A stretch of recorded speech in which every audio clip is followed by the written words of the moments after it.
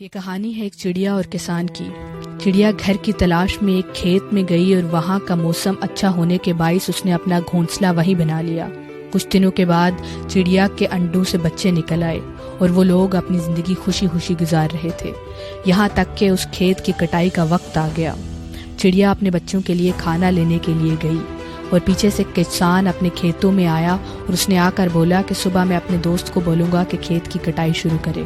چڑیا کے بچے پریشان ہو گئے۔ ماں کی واپسی پر انہوں نے چڑیا کو بتایا کہ ہمیں نیا گھر تلاش کر لینا چاہیے کیونکہ صبح کھیت کی کٹائی ہو جائے گی، اور انہوں نے ساری کسان کی بات اپنی ماں کو بتائی۔ چڑیا نے کہا کہ ابھی پریشان ہونے کی ضرورت نہیں ہے، صبح کھیت کی کٹائی نہیں ہوگی، اور ایسا ہی ہوا۔ اگلے دن پھر کسان کھیت میں آیا اور اس نے کہا کہ میرا دوست تو نہیں آیا، صبح میں اپنے رشتہ داروں کو بولوں گا کہ وہ کھیت کی کٹائی شروع کریں۔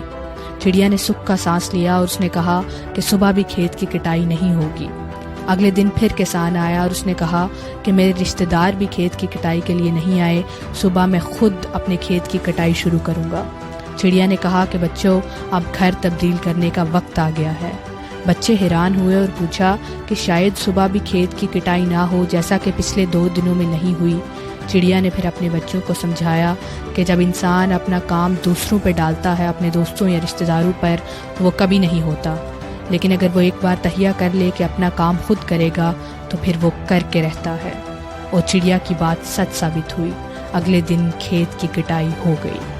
Do it now, sometimes later become never.